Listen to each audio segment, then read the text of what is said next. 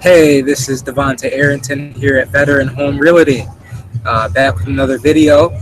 And this video is going to be explaining the option. Now, this right here is a little different than what I primarily do for my lease purchases, lease options. And this right here is I run into a lot of sellers, and if you're a seller that I've talked to and I've sent you to this video, you fit this criteria. Is that you're not exactly sure on the number of years of terms and the number of years of that you can agree on for someone to get financed, or maybe just the purchase price as well. I provide the option in this scenario because we're not exactly sure where the cards fall at. So this option is pretty much just to get the ball rolling, so we have an idea till we get to the attorney, and the attorney can kind of get the paperwork drafted up, and nothing really set in stone, but they can have an idea of what the paperwork should look like. So when we do have a final product and an idea, he can just do modifications to the paperwork. So let's go ahead and get into it. So this is the option to purchase real property agreement that we will be using for the lease purchase. And I will explain it right here. So the date, this option agreement is entered in between the parties, sellers and buyers below, in the consideration of subject to the following terms and conditions. Parties, now my name would go right here, and your name would go here as the seller. Now, as the buyer, typically, what I'm doing is I'm assigning, the agreement to another buyer. And we'll get into how that works, further down here. You put your property address and offer buyers the option to buy property at, so you would put the purchase price. If we don't know the purchase price yet, just go ahead and leave it blank. Period, I usually leave 30 to 45 days. I just do that just in case somebody needs time to move in, someone needs time to move out of their place, and they need some extra time, maybe 30 to 45 days. But to find a buyer, I usually get that within a few days, within a day, within a week. So finding a buyer is no problem at all. I usually have that right away. Seller understands that buyer's intention is to find an end buyer and assign this option agreement to that end buyer for a fee. If I've spoke to you on the phone, I've let you know that how I make my money is at no cost to you, and whatever your bottom dollar is for a down payment, I pretty much tack on whatever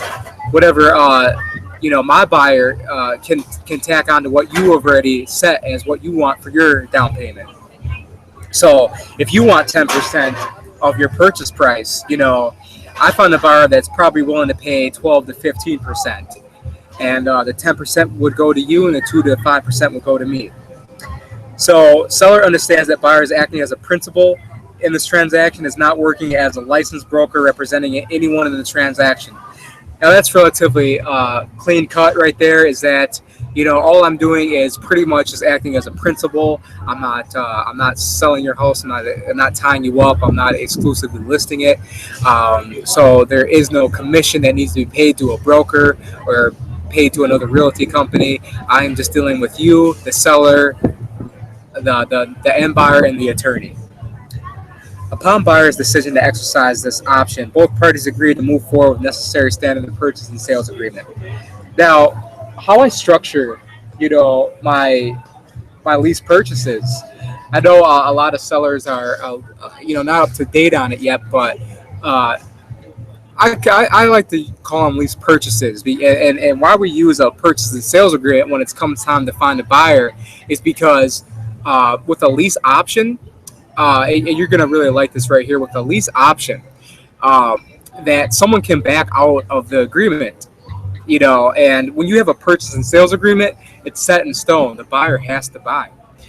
So that's why I like to do the lease purchases, because with the lease option, someone can go ahead, put money down, wreck the place, and move out. They'll be like, oh, I lost my deposit, but they can go ahead and move into another place. With the standard purchase and sales agreement attached to the lease purchase, at the end of the term, they have to go ahead and go at their best ability to get financing.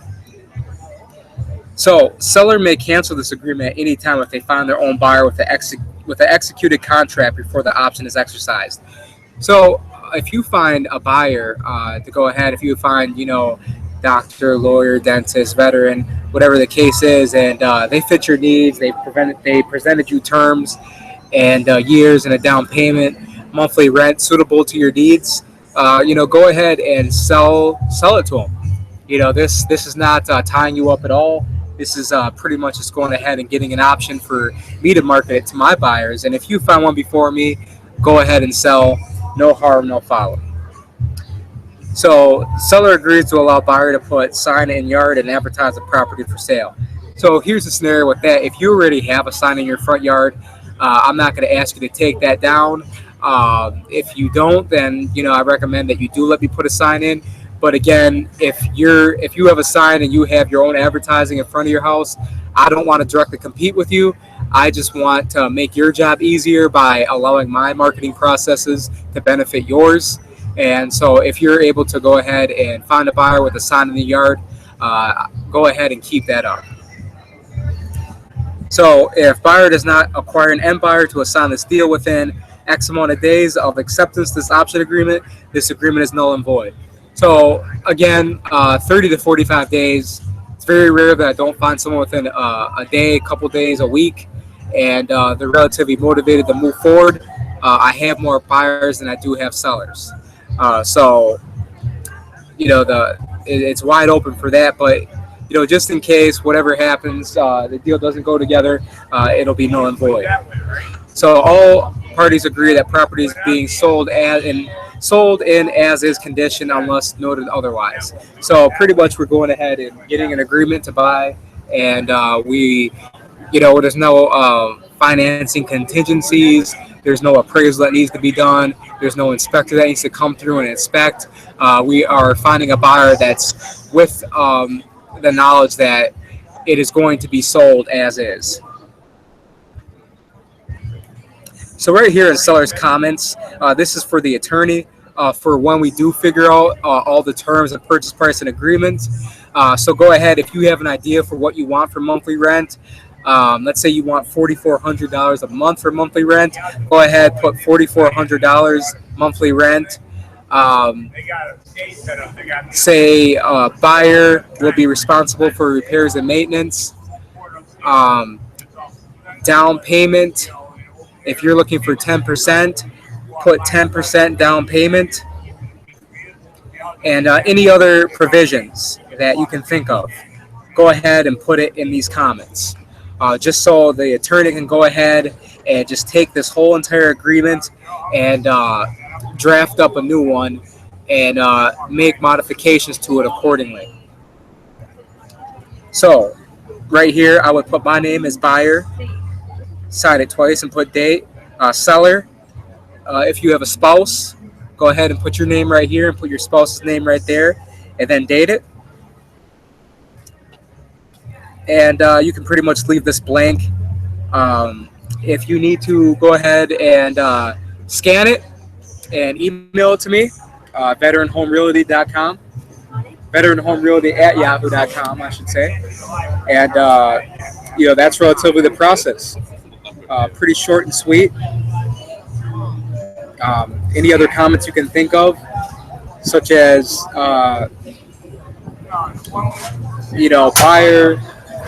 buyer's payments will not be taken off of the principal interest throughout renting. That's one right there. But yes, that is relatively how you fill out an option to purchase. So this is Devontae Arrington at Veteran Home Realty. Thank you and have a blessed day.